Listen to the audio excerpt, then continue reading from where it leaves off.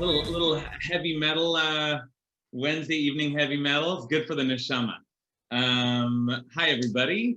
Welcome back to yet another. We're still wrestling with Job here. I had intended a session on Job and then realized, I had to do two, and then realized that, oh my gosh, we're still not done last week. And we are going to finish today, at least for now, our treatment of Job. Although I hope you've had half as riveting and consuming an experience as I have with this book. I certainly hadranalach, like I certainly hope to return to this book and explore it in greater depth. It's just it's a beast. And that's right on target for our subject matter tonight, because we have been looking at the book of Job, and I have called these sessions divine and devastating poetry in the book of Job. And I really feel that both of those adjectives are apt. There is something epic and majestic and indeed divine, and we've been hearing God speak, so really divine in that sense. But the poetry itself is divine, and so there's that power in the book of Job. But devastating also. It's a vicious book, though. Obviously, the whole topic of the book is that there's something vicious and punishing about God's behavior. But the language is not just beautiful, it is fierce, it is vicious, and we've been dealing with a book which is at once splendid and also I think frustrating and unsatisfying and troubling, deeply troubling. It's a book which asks the biggest questions and doesn't seem to provide satisfying answers.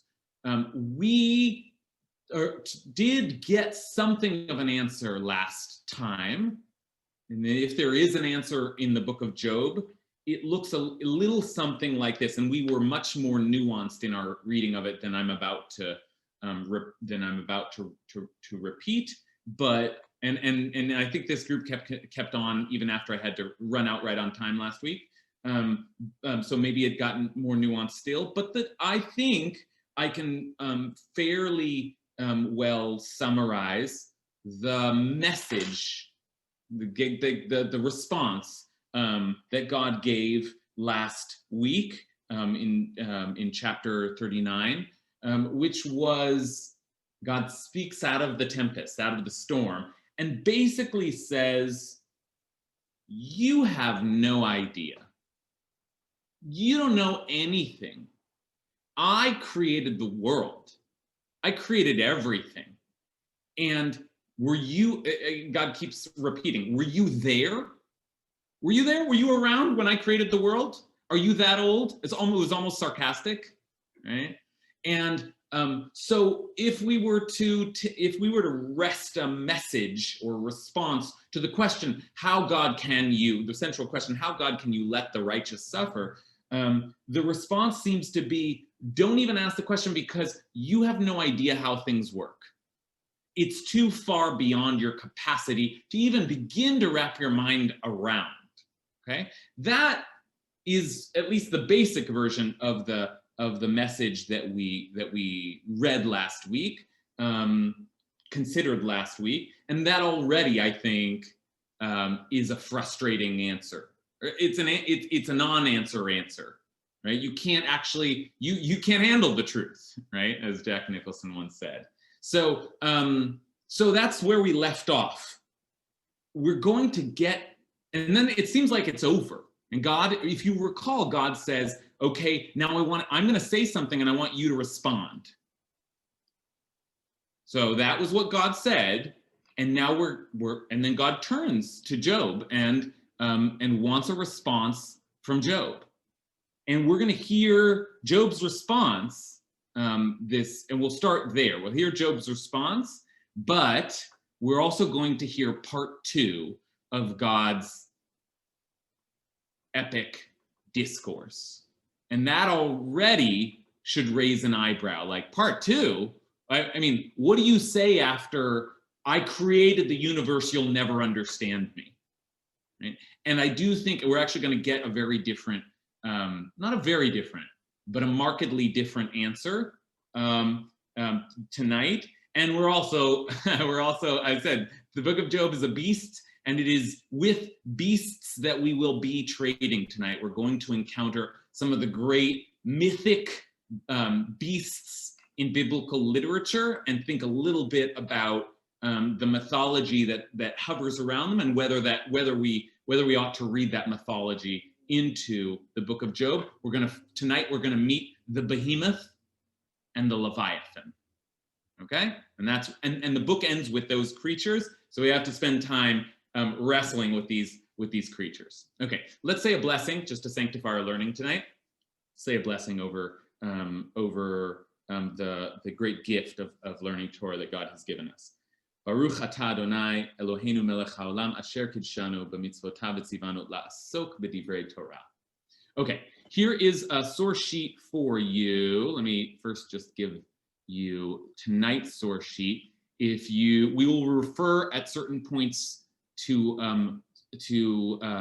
source sheets from the weeks prior. So that might be whatever. I'll always screen share, as you know, but if you want to call those up, you can do that too. And let me just get a linkable link here. And we'll head in. It's like annoying. There's always this moment of pause where I like the link that I get from Safaria, just so you know why there's always this moment. Link I get from Safari doesn't have HTTP.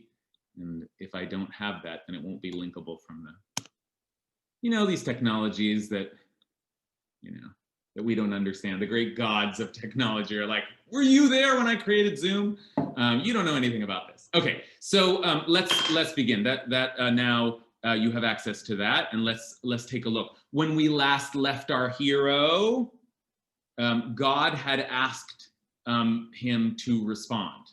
Let's take a look now at God's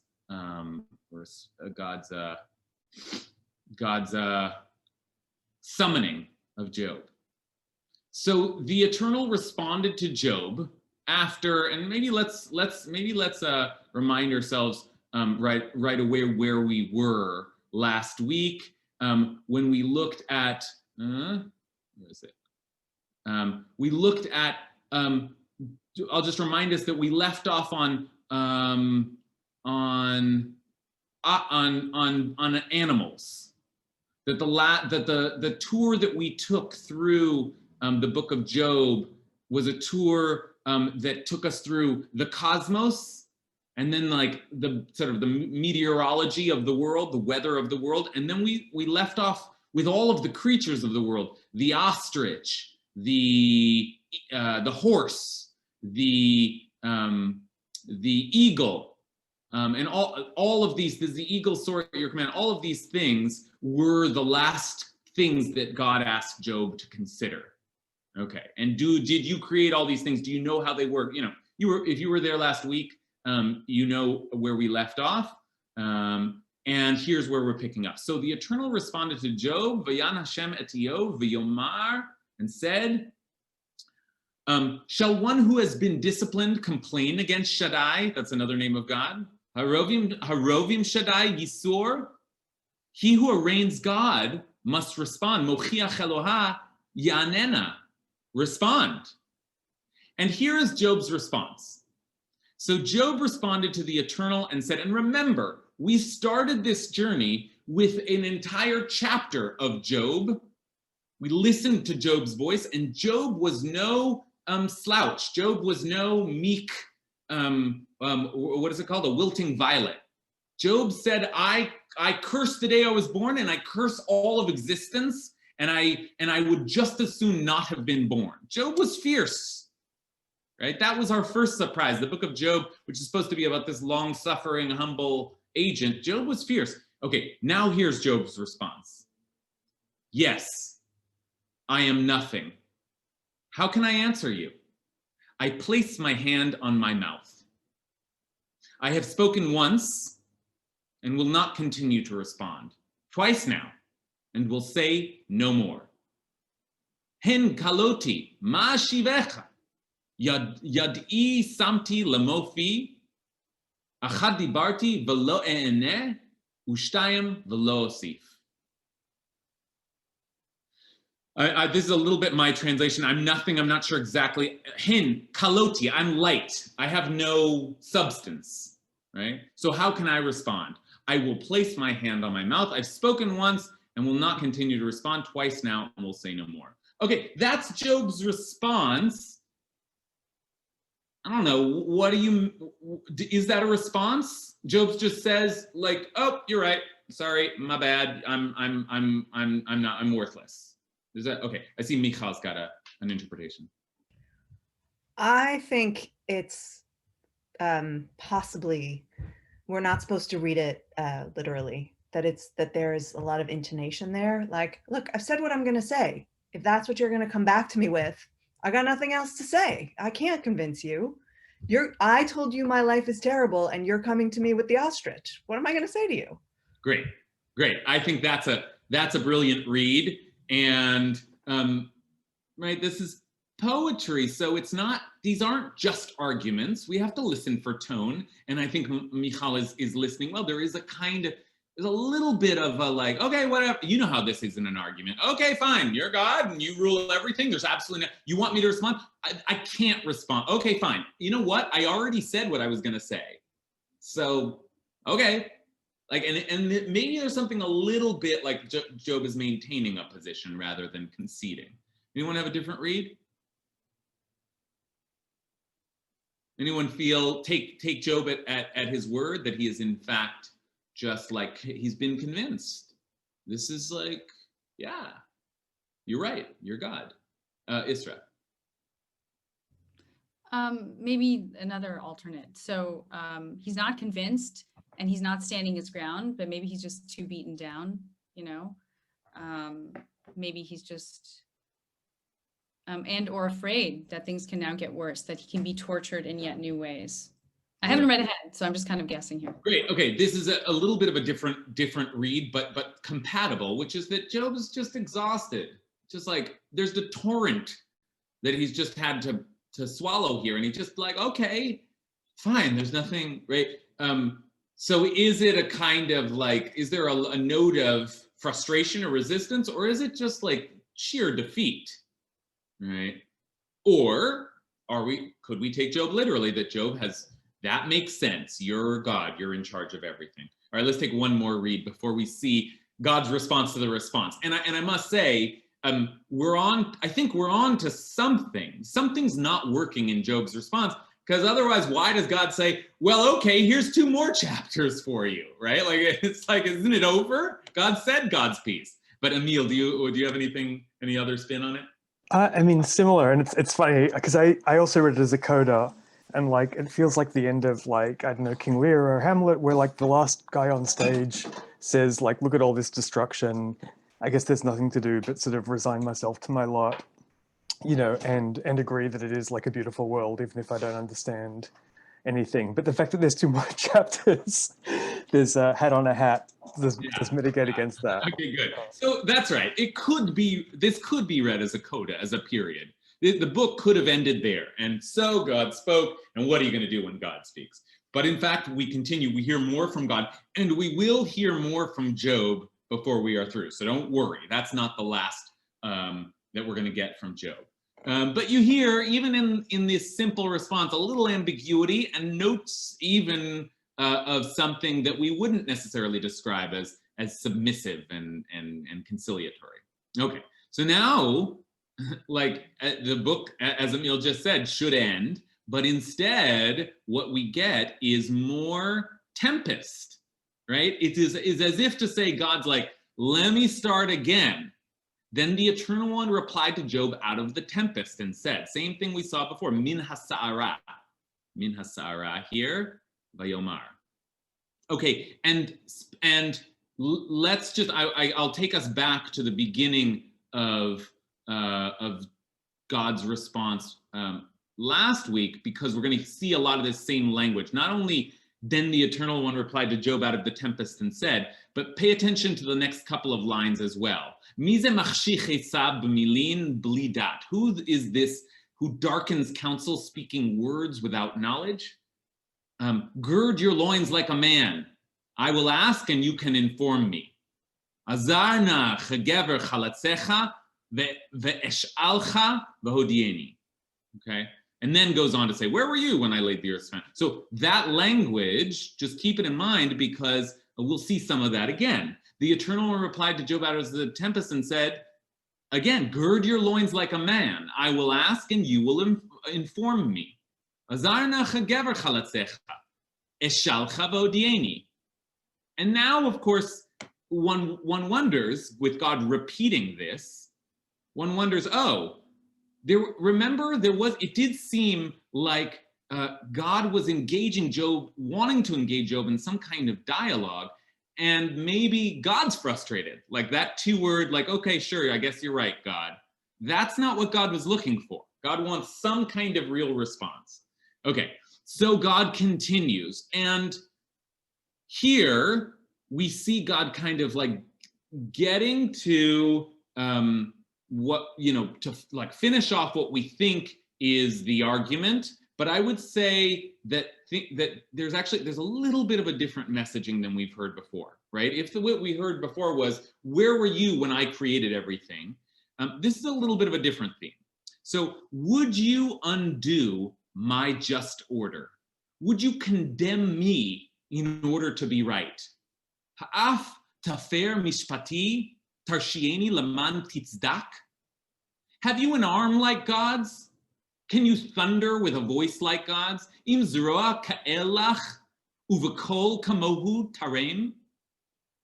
Deck yourself now with grandeur and eminence. Clothe yourself in glory and majesty. Adena gaon vagova hod vahadar tilbash. Scatter wide your raging anger. See every proud man and bring him low. Hafetz evrot apecha, urei kol ge'eh v'hashpileu. See all the proud and humble them. Bring them down where they stand. Re'eh kol ge'eh hachniehu v'hadoch reshayim tachtam. Bury them all in the earth. Hide their faces in obscurity. Tamnem be'afar yachad. Pneim chavosh batamun. Then even I would praise you for the triumph your right hand won you. V'gamani odeka, ki toshia lecha yaminecha. Okay, so we do hear a little bit of the, you're not God, I'm God. You know what? But there's something different that God is saying here. God is not saying, where were you when I did this all, but what is this? Would you question my mishpati, my just order? You could translate it as justice. It also means kind of an ordering, right? Would you impugn my justice? Would you undo my justice? And that, especially that strange language of, would you condemn me? Would you make me wicked, laman titzdak, so that you can be right, right? And then on to say, go ahead, act like God, be God. Put on God clothes. This, by the way, Hod v'hadar, we saw this in Psalm 105. If you were with us on that, Hod v'hadar lavashta, if you were with us that week. In fact, I think I called it up here. Yeah. Hod v'hadar lavashta. Okay, so that's a reference there. So God saying, go ahead, get dressed up like me, and then do what? And then scatter the wicked. Defeat the proud, raise the ground, bring people down. This is a different thing that God is asking Job to consider. What is it exactly, Payam?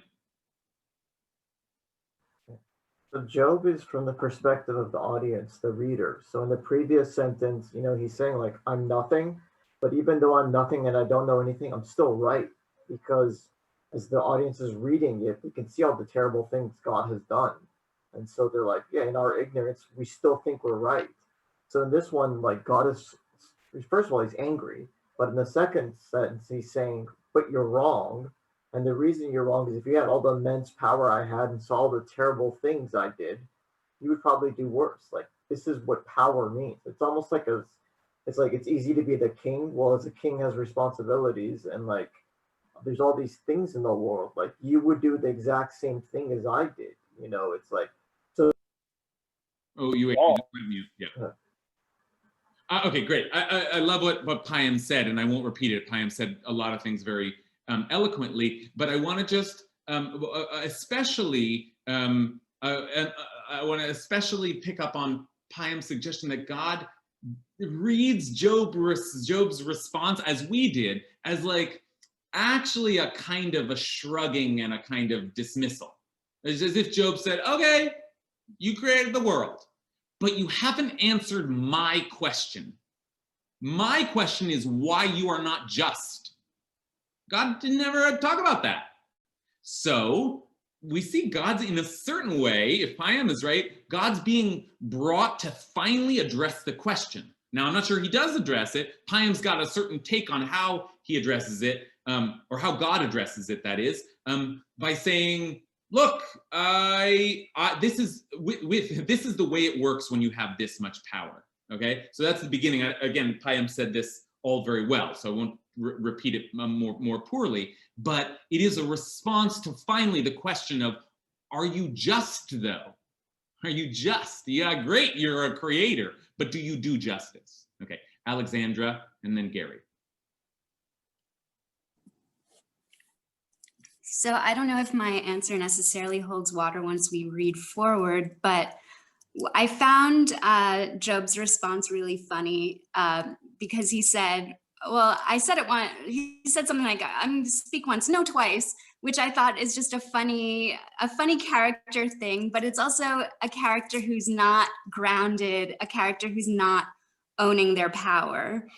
And God says that to him next. He says, look, put on your big girl pants, but put on your, and I'm reading it that God is not being sarcastic in the put on clothes of majesty. I think that God wants us to have that and to be that. And I think that God is saying, look, now you understand what injustice feels like. So now go take care of it. And now you have a purpose. And you were running around making sacrifices before and not appreciating what you had, but were you going around correcting injustices? Were you correcting the world before? Were you making these repairs? And now you understand it. Now get your strength together and understand that you're my child and wear your coat of majesty and do this. That's okay. How I'm reading it. It might change going forward. That's a really interesting reading. That isn't a really interesting reading. That is, instead of reading God to be essentially sarcastic here, like, try if you can to summon my power. If you do, oh, I'll bow down to you, right? But Alexander's reading that as a little bit more straightforward. Like, God is saying, like, look, you summon power. Your response so far has been meek, and not just in what you just said to me, but also in your whole, as Alex described, your whole life. You're just like, you're righteous, you do your thing, you try to like be a nice religious guy, and then, oh my gosh, God is impinging upon my life in ways that are like unfair. Well, no, it's not. You're not just passively walking through life and then complaining when something, like, summon your power. You fight for justice in the world. That's a very, I think that's a very particular read, but it's certainly a very interesting one. Gary. I'm reading this is God as an intimidating bully. And when somebody becomes an intimidating bully, very often it's when they themselves have been challenged. So his response to Job is because Job has really somehow challenged God, gone right to the center of God, probably spoken some truths to God. And at this point, God is revealing almost like his human nature, that he can get out of control.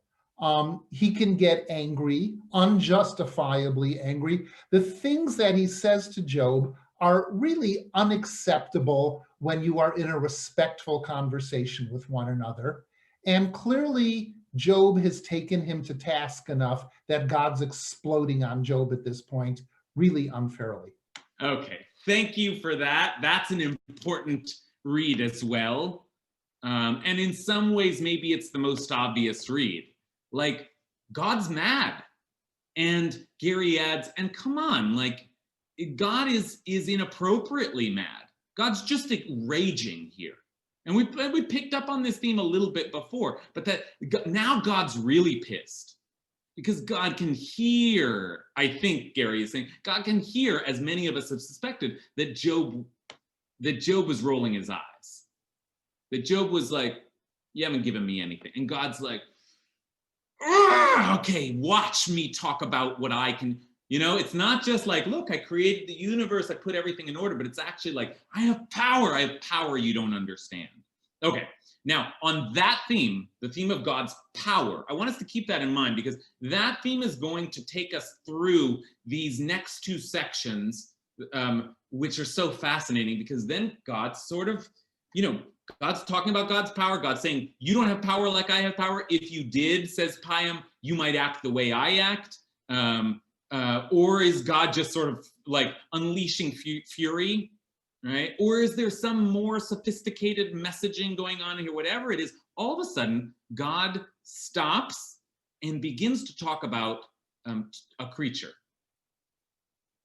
Now, God did this before. God was talking about animals. But now there are two creatures in particular who are kind of plucked out here. And as we meet them, we're going to be beginning a kind of a journey into a fascinating kind of mythic legend that is contained both in Jewish sources and extra Jewish sources. And the first creature we're going to meet it's a word we have in English, the behemoth, the behemoth. All right, so let's take a look at the behemoth and try and figure out what God is doing now when God makes this pivot. So you should be so powerful. You should try to be so powerful. You should take down the proud, and then I would even praise you. And then God says, take now behemoth.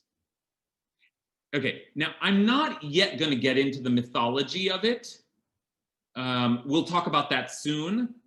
For the time being, I just want to point out with what those of you who are Hebrew speakers know, which is that though we know the word behemoth in English to mean something massive and mighty, in Hebrew, the word is behemoth, which literally just means animals, the animals.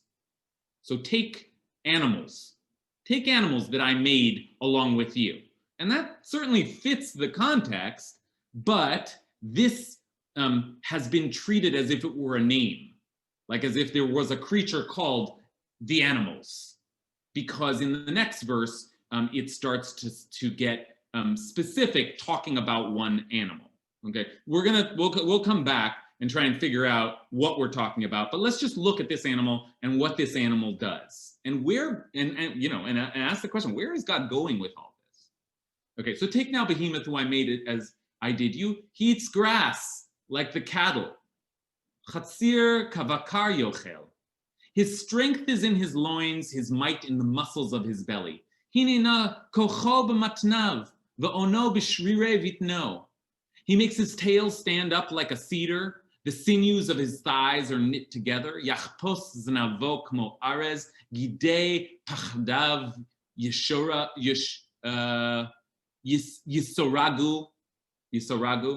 sewn together. His bones are like tubes of bronze, his limbs like iron rods. Atzamav afike nechusha, gramav kimtil barzel. He is the first of God's works. Only his maker can draw the sword against him. Hu reshit darchei el, va'oso yagesh charbo. The mountains yield him produce where all the beasts of the field play. Kivol harim yisulo, v'chol chayat hasadeh yisachaku sham. He lies down beneath the lotuses, in the cover of the swamp reeds. Tachat se'elim yishkav, beseter kaneh uvitza. The lotuses embower him with shade. The willows of the brook surround him. Yisukuhu se'elim, silalu v'yisabuhu arvei nachal. He can restrain the river from its rushing. He is confident the stream will gush at his command. Hen ya'ashok nahar lo yachpoz yiftach ki yagiach yarden el pihu. Can he be taken by his eyes? Can his nose be pierced by hooks? Beinav yikachenu b'mokshim yinkav af. Words are a little hard here. All right, so there you have it. That's it. That's behemoth. That's behemoth. That's this creature. What is this creature? Who are we meeting here? And what is the freaking point? Okay, so this creature is like, ambling around. What do we take from this? Okay, and all right, we'll get into the mythology, but what do you just read from the text here? I see a bunch of hands up. Who can? I don't know if this is from before. Or who wants to speak to what we've just read? Is that Janet, Isra, Matthew? But I'm not sure if your comments are related. No, you don't have to make them related. We can move to it. But what do you think, Janet?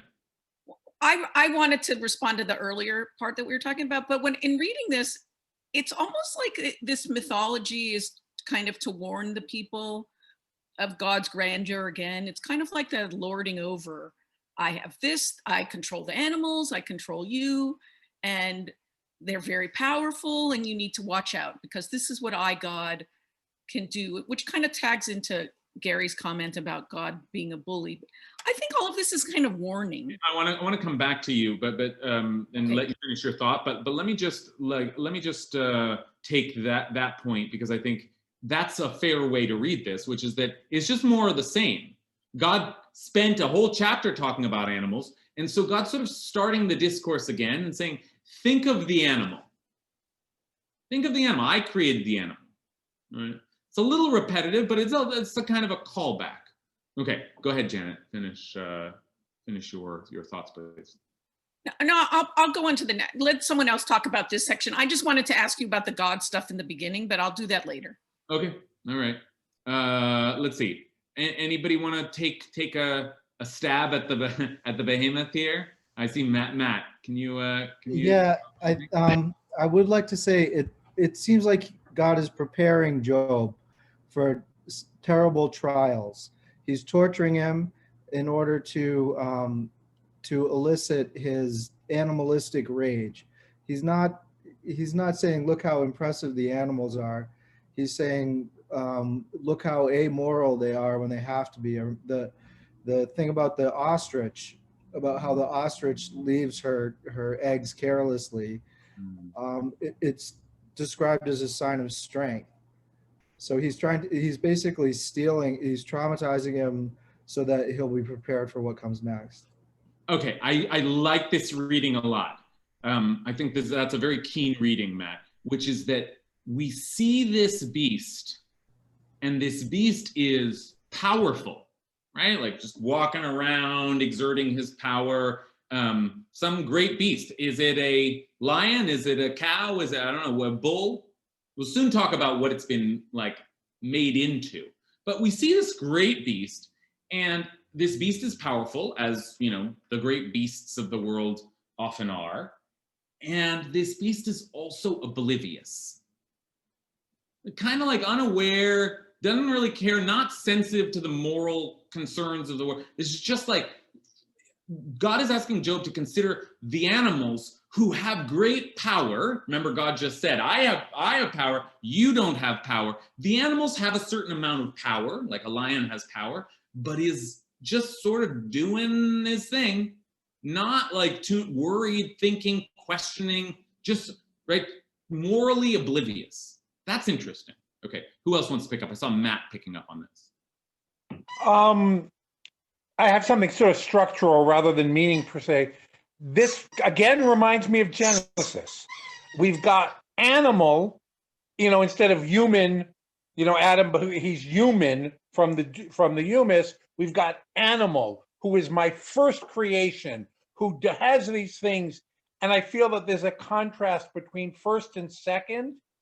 And now, as I'm saying that, I'm realizing all of Genesis is about how the second born is actually really more important.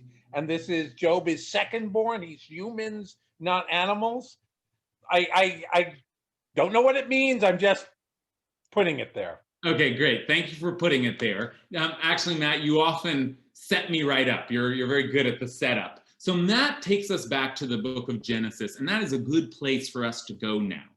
Let's do a little bit of the work of placing in the context of historical interpretation these terms, behemoth, and then this next one that we're going to see. So there's a transition that comes next. You know, if I were just reading along, I would think, well, I don't know, this is some kind of big animal. Is it like, what exactly is it? I wouldn't have thought it was a mythic beast, but then there's this move to the Leviathan. And as you can see, the move is linked by the imagery. Right? Can the behemoth's nose be pierced by hooks? Okay, so then, Timshoch Leviathan b'chaka uvechevel tashkia l'shono. Can you draw out the Leviathan by a fishhook? Can you press down his tongue by a rope? Can you put a ring through his nose or pierce his jaw with a barb? Hatasim agmon bapo uvechoach tikov lecheyo. Will he plead with you at length? Will he speak soft words to you? Hayarbe alecha tachanunim im yedaber alecha rakot. Will he make an agreement with you to be taken as your lifelong slave? Hayichrot britimach tikachenu le'eved olam. Will you play with him like a bird and tie him down for your girls? Hatzachek bo katzipor betiksherenu lenarotecha. Shall traders traffic in him? Will he be divided up among merchants? Yichru alav habarim yechetsuhu bein kananim. Can you fill his skin with darts or his head with fish spears? Hatmale basukot oro uvitzil sal dagim rosho. Lay a hand on him, and you will never think of battle again. Sim alav kapecha zachor milchama al tosaf. Okay, so we got a little into the description just because I'd like to make sure we actually read all of this, but really I just wanted us to pay attention to this transition. We have the behemoth, and now we've got this Leviathan. What is a Leviathan? Well, it is worth going back to the book of Genesis, and the lore of the Leviathan in some ways begins there, though we don't find the word there. So I'm gonna scroll down to the bottom of your source sheet.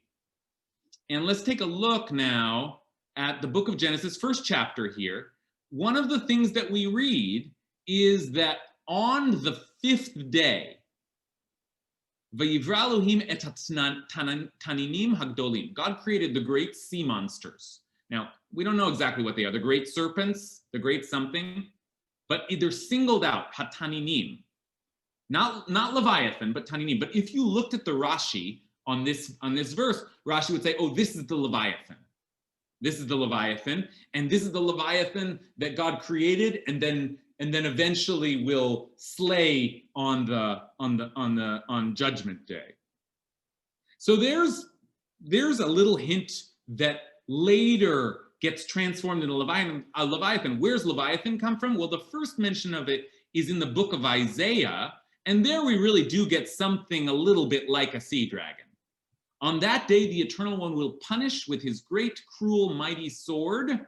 And there's the legend of slaying the Leviathan. Leviathan, the elusive serpent. Leviathan, Nachash Bariach. Leviathan, the twisting serpent. Leviathan, Nachash Akalaton. He will slay the dragon of the sea. V'harag et hatanin asher bayam. There's the same language that we saw in Genesis, and now the kind of the link is complete. Okay, but so there's this legend that develops that God created this great beast, and these are legends, Loch Ness Monster kind of legends, right? We know these legends. There are great beasts out there in the sea, the call of Cthulhu, right? Like there are great things under the water that are going to merge sometime out there, there be monsters. There be monsters. Now, I must also say that the first usage of the word behemah, animal, that gets translated into the plural behemoth, is also in this first passage on the fifth day, the Leviathan, and then on the sixth day, the behemah. Right? And we were created along with the behemah, but as was noted earlier, as Matt just noted, the behemah was created first. The animal was created first.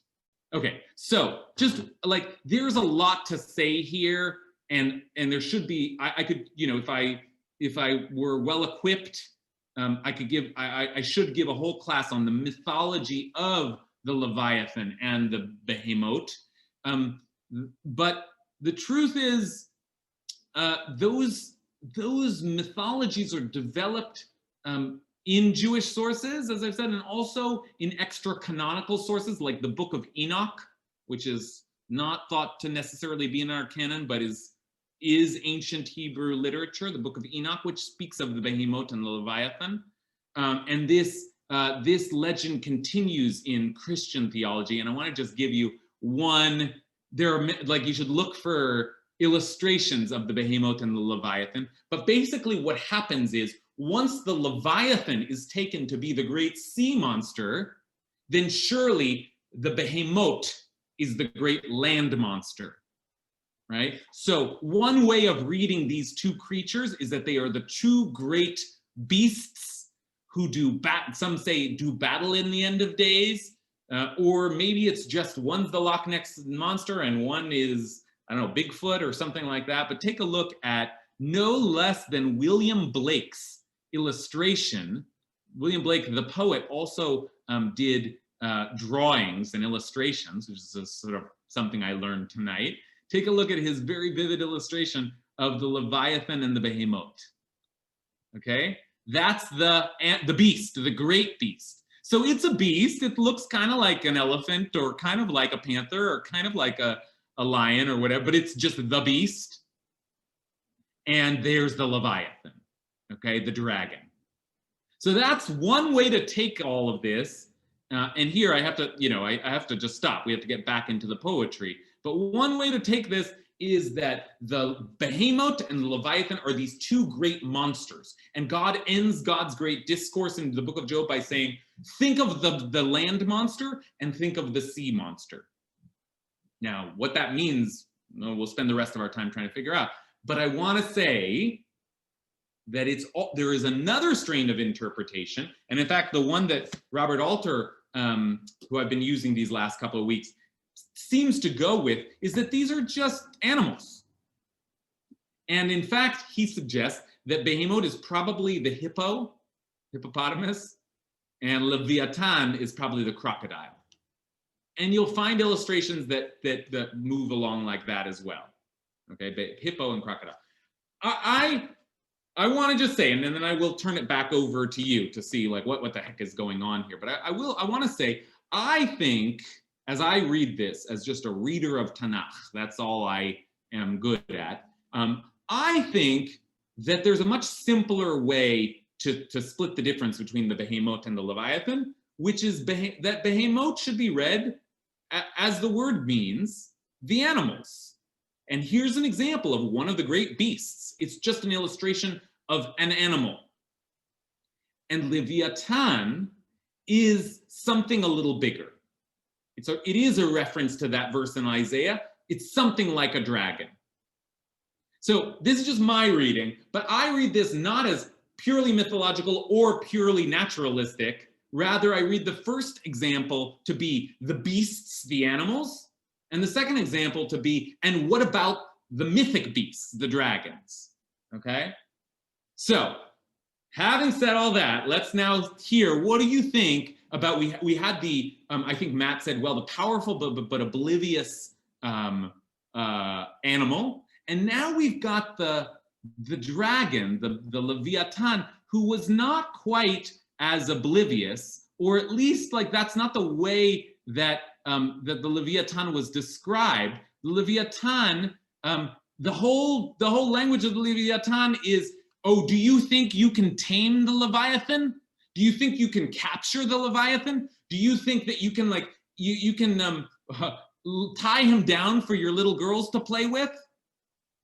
Right? And forgive the, you know, the sometimes gendered language here, like be a man and not a little girl. But I actually think that it's important to take note of that, because God is, as many of you have been noting, acting like kind of like a bully, like kind of like a macho tough here, you know? So, okay, so now let's try and figure out, where's God going? Where is God going with this? Do you know about the behemoth that like walks around in the water and does whatever he wants? And do you know about the Leviathan that you couldn't possibly capture or conquer? What is going on here? What is going on here? All right, Jack Neff.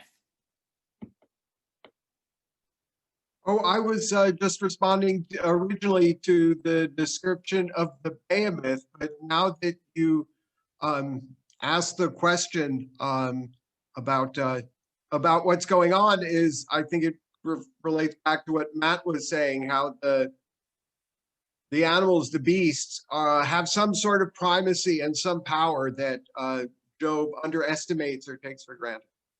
Okay, I think that's a helpful comment, actually, because God has asked Job so far to consider God's power in designing the world, and then God's just great, like, see if you can be as powerful as I am.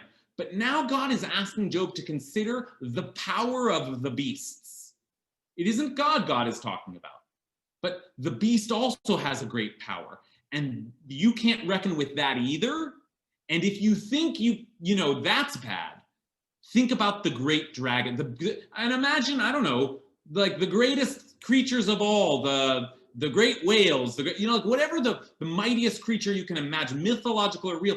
Just there are certain forces in the world that are so powerful that you can't even think about capturing them or contending with them. Okay, Yonatan?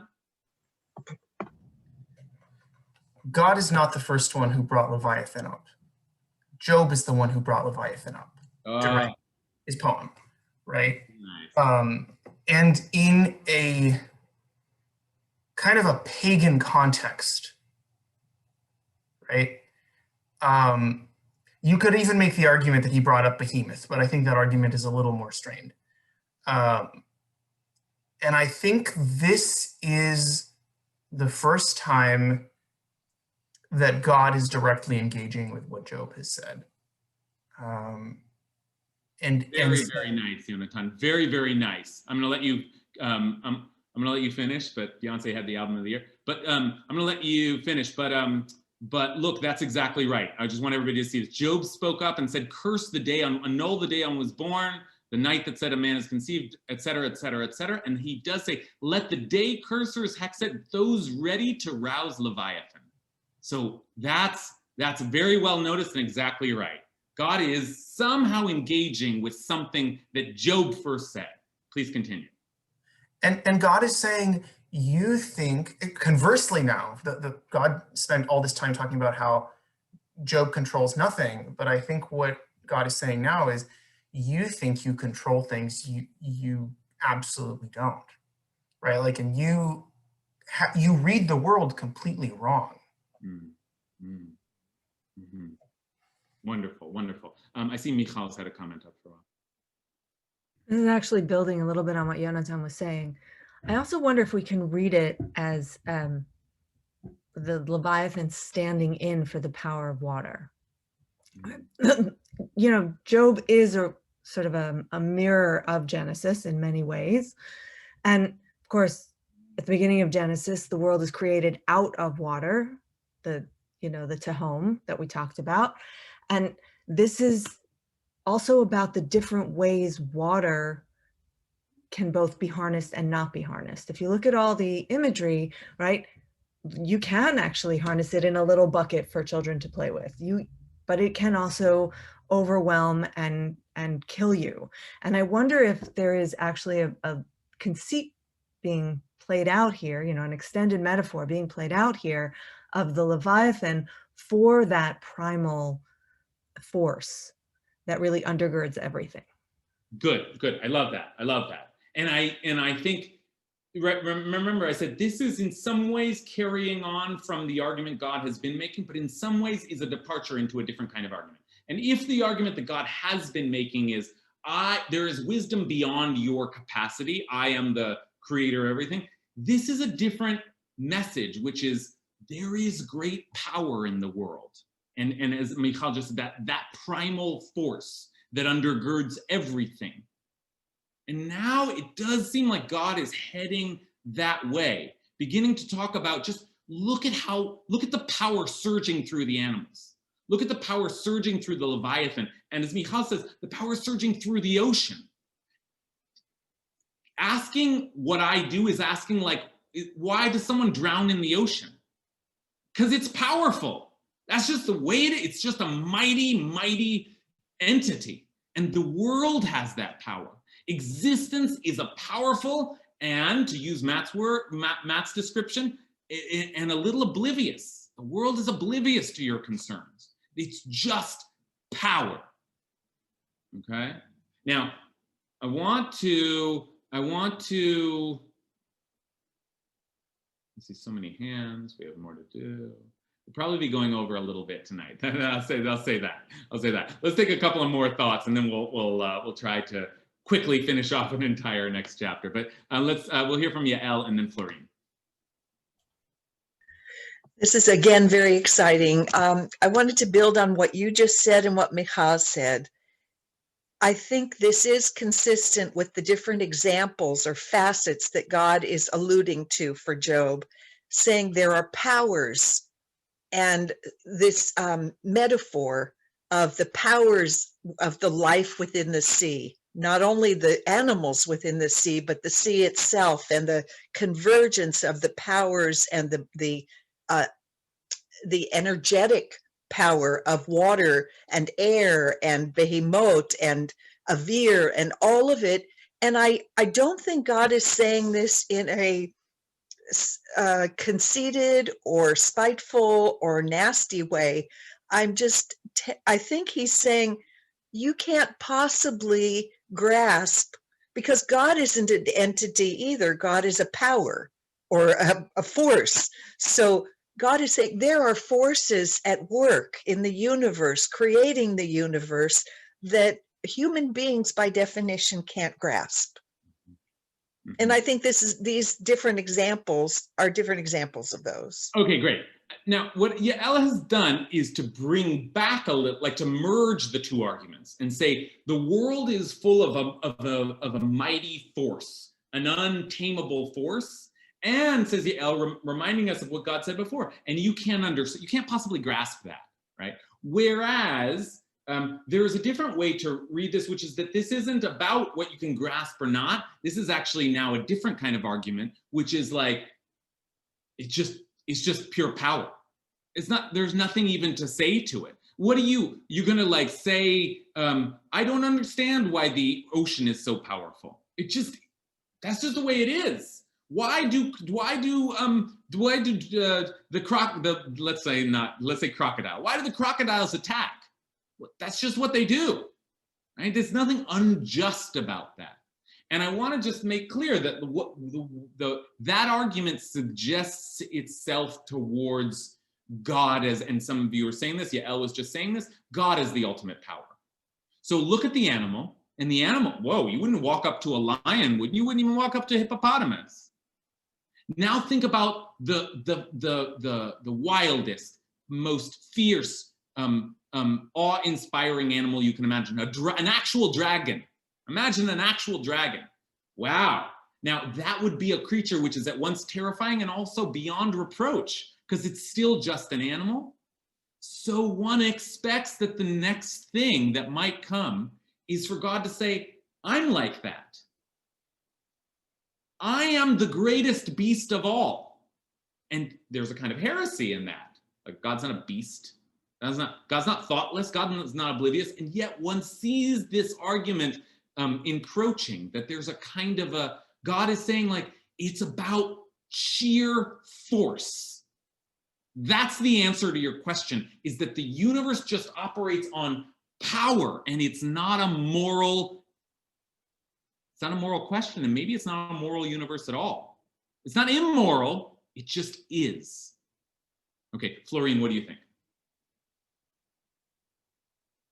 I can understand the argument being made for God setting into existence the forces of nature, all levels.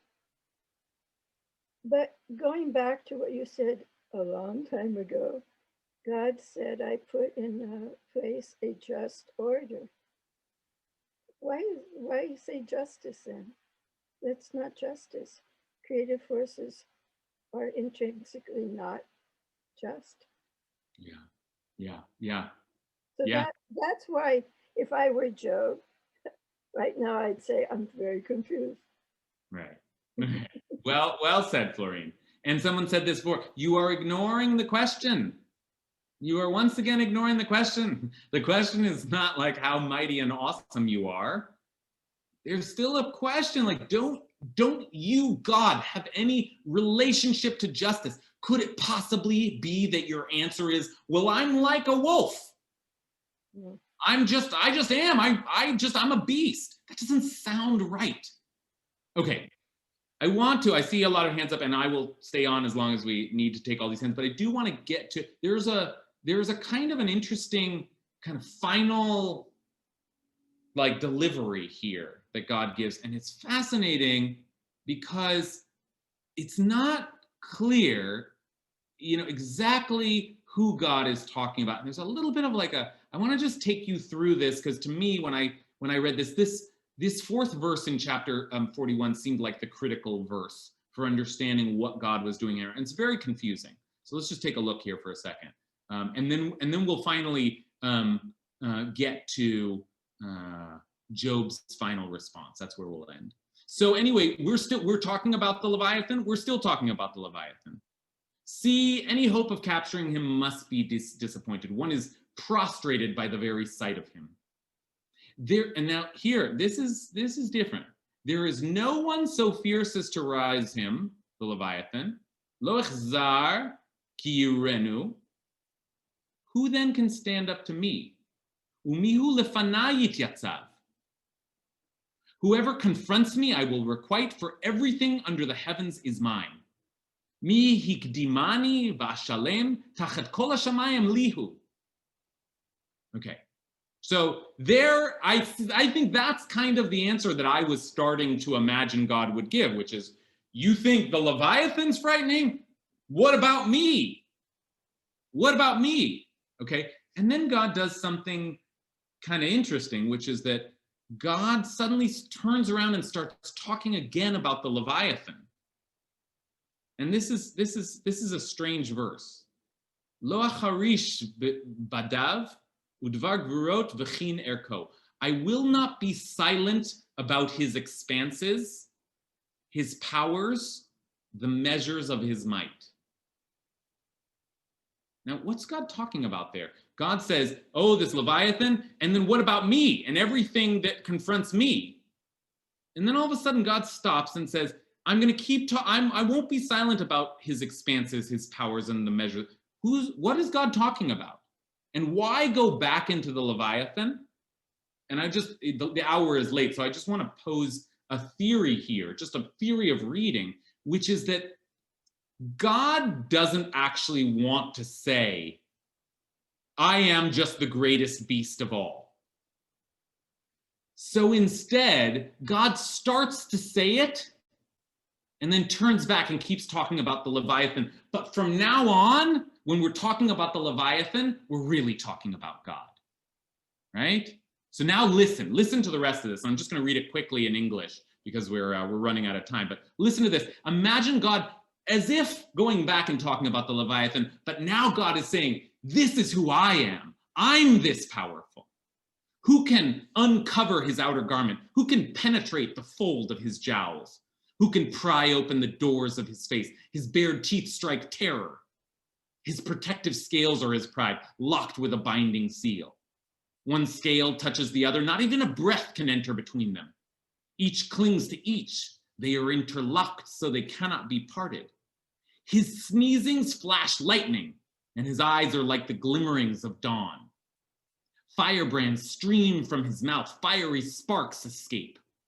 Out of his nostrils comes smoke as from a steaming, boiling cauldron.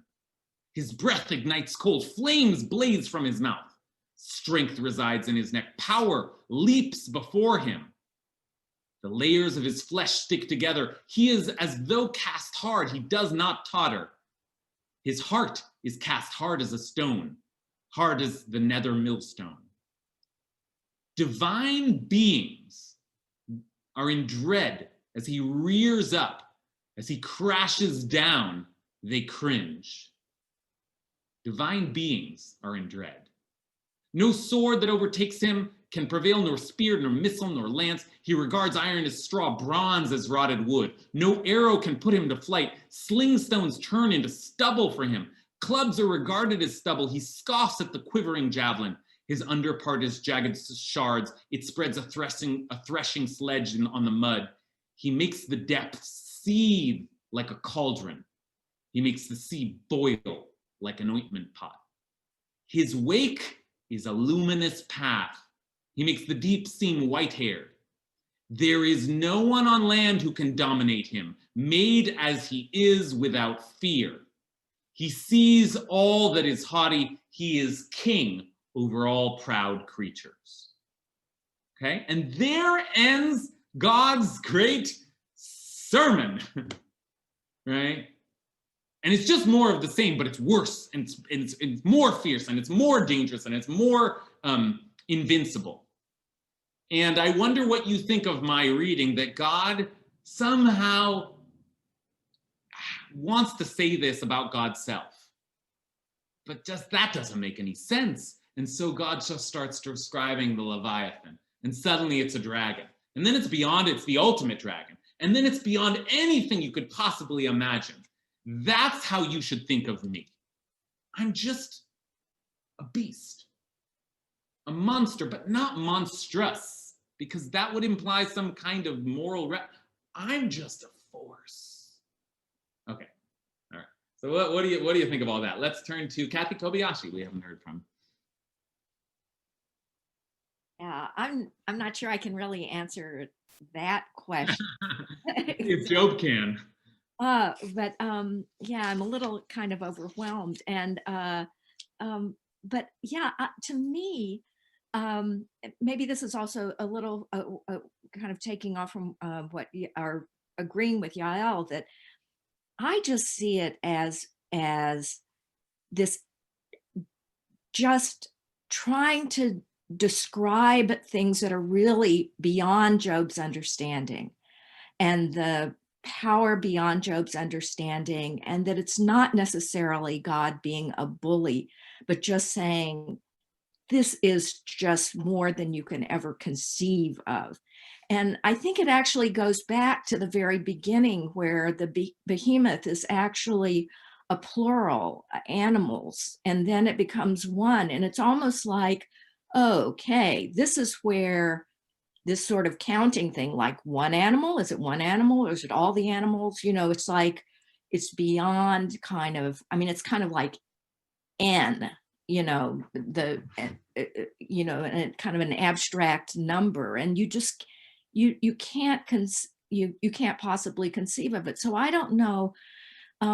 I also feel like it's also, you know, this getting back to Genesis, it's almost like getting back to, you know, we weren't actually supposed to be able to distinguish between good and evil. That was the whole business. I mean, we weren't supposed to have the knowledge of good and evil. You know what I mean? That it's like, and it's kind of like, oh yeah, you ended up getting this sense of good and evil and morality, but that wasn't, you know, this is actually good and evil are way beyond you too.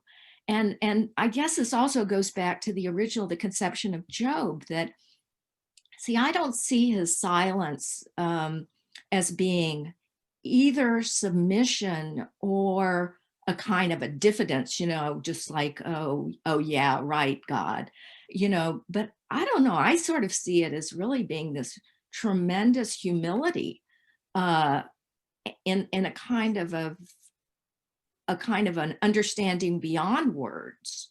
And so that's kind of where I go with Job. And I think it's very, and there's this one line that I was kind of looking and I couldn't find it, but where God says something like, Job's right, Job's right, but just because you're right doesn't mean I'm wrong, or something like, isn't there that line that, right, you're going to make me wicked, leman titzdak, so that you can be right?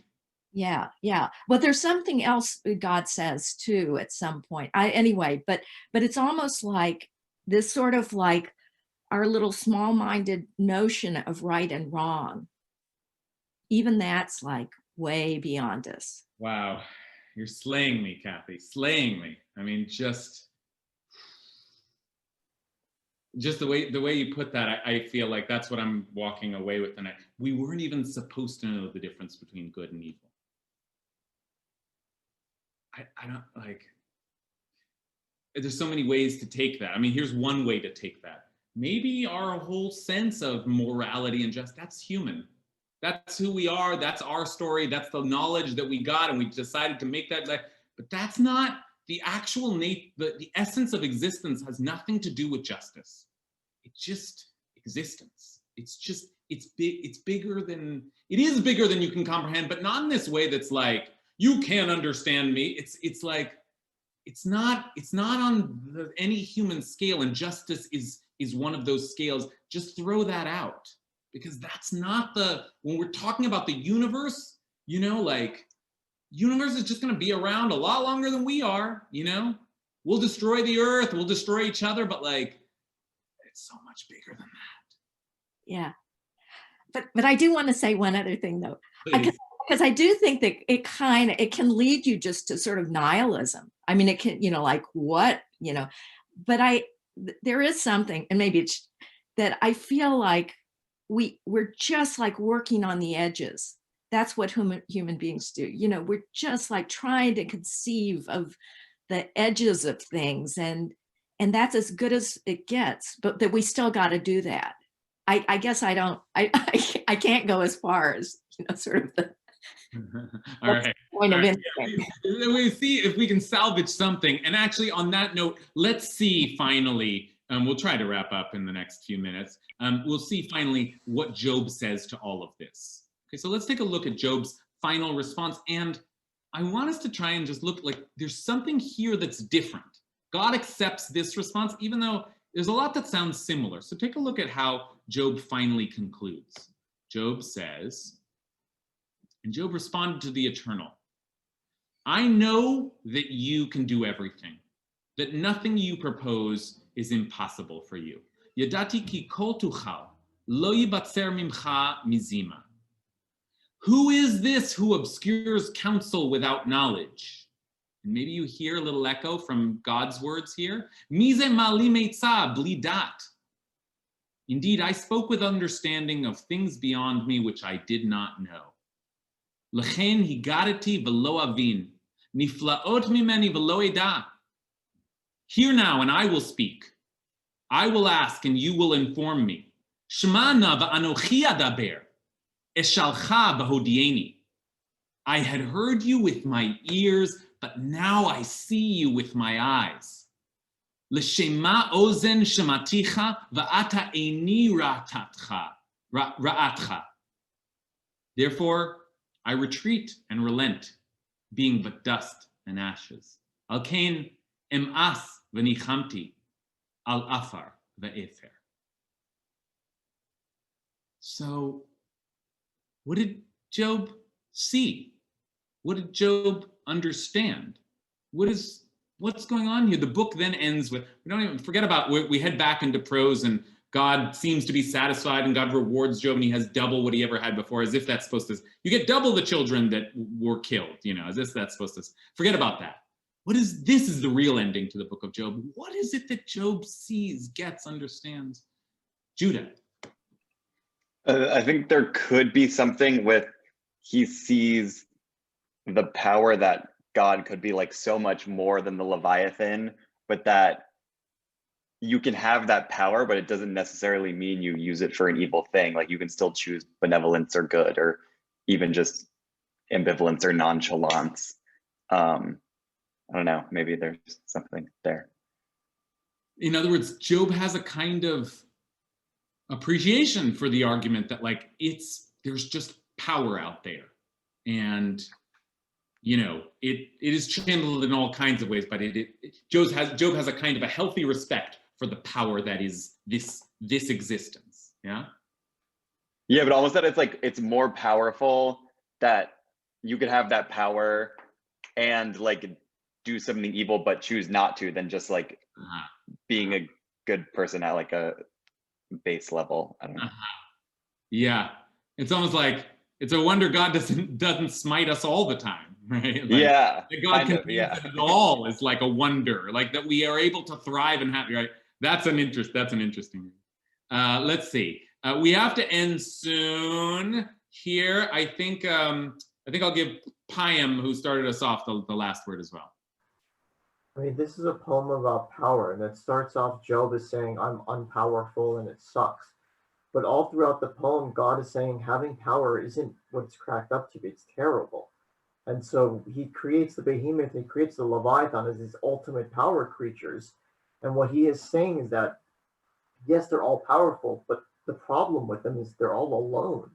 And the more power you have, the more powerful you become, the more you just stand out by yourself. Having all this power isn't what it's cracked up to be. So at the end, Job says, Baruch Hashem, I'm ash and dust. I don't have this power. I don't have to be alone. I don't have to be, with all this responsibility, but also just be singular. I'm part of these low people. Mm-hmm.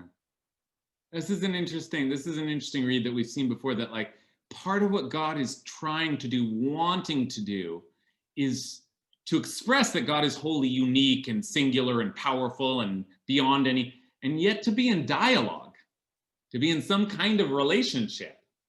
And God wants Job to respond. And Job wants Job to say something. And maybe it's more about the dialogue than anything, because God is alone and Job feels alone. And now somehow they've come together, right? That's an interesting take. We do have to close, but I want to just, you ended on Job's final words, just dust and ashes. And some of you probably had ears perking up. And I just want to point out that there are some interesting kind of coded references here in these last words of Job's. First of all, I want to say a couple of things about these last words. One, it says, I know that you can do everything. But if you see here in the Hebrew, it's actually written, we pronounce it I know, but it's written you know. You know you can do everything. That's an interesting little like ambiguity there. You know, I know. So that's interesting. And if it's true that God wanted to be in dialogue, then God gets what God wants here. Hear now and I will speak. I will ask and you will inform me.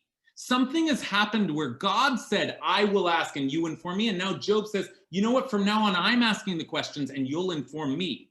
And there's a way in which Job has summoned some of the power that he's been hearing about, right? So these are all things to consider. But, the bottom line is Job does seem to relent and retreat, right?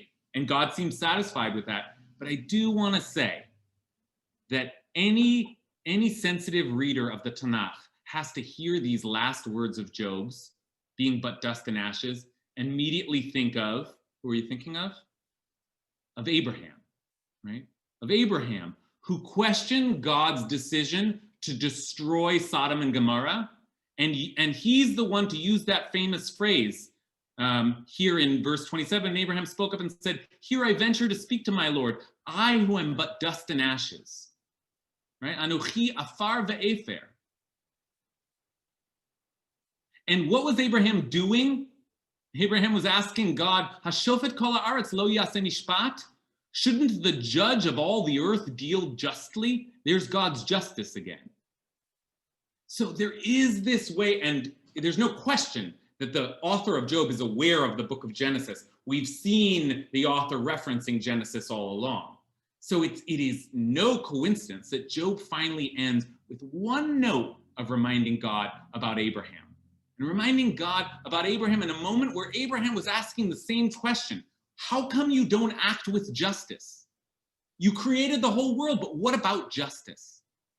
And for everything that God has said, there's one last little note where Job completely relents, concedes, submits, and yet says, you know, we've been asking you this question forever, and you have never given us an answer. Do you know what God did to the cities of Sodom and Gomorrah? Destroyed them.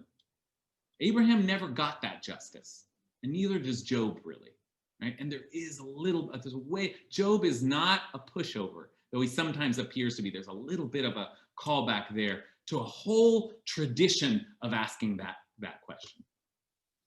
And that tradition continues. We are still asking that question. So that, sorry I've gone over tonight, but that is our tour through, our juggernaut tour through the book of Job. We'll have to Hadrana Alav, we'll have to return to it another time. I want to just say in closing that it's been an absolute pleasure, and I've gotten much more from you than I have given just in moving through this material. I so appreciate your sensitivity and your brilliance. Next, here's just the schedule-wise. There's going to be no class the last 2 weeks of the year, right? Ikar is completely off on the last week of the year, and I am on vacation the week before then, Erev Christmas kind of week. You're talking about the Gregorian year by chance? Yeah. And so but next week, we're going to do one last session, and we'll pick up again in January, but one last session, and we're going to do just kind of like a fun bonus session. It's going to be just a half an hour long, and we're going to do the poem Ma'oz Tzur, the Piyut. So we're like stepping outside of the biblical and looking at those who have been inspired by biblical poetry. It'll be Hanukkah then, and I think it'll be worth our time to go through yet another beautiful and very difficult poem in our tradition. So that's what we'll look at next week. Thanks everybody for being with me tonight and throughout this whole journey through the book of Job. Kol tov. Shkoyach. Thank you. Thank you. Thank you. Thank you all. Thank you. It was wonderful. Thank you so much. Thank you. Everybody read Blake. Just Blake, read right. Blake and look at the pictures. It's amazing. He's astounding. Like Yeah. you've never seen. Yeah, the Blake is amazing, and actually, a friend did a whole presentation on the Blake of Job. Oh, no kidding. But anyway, but the other thing is to read Stephen Mitchell on his translation of Job, and it's actually the very last line. Oh, really?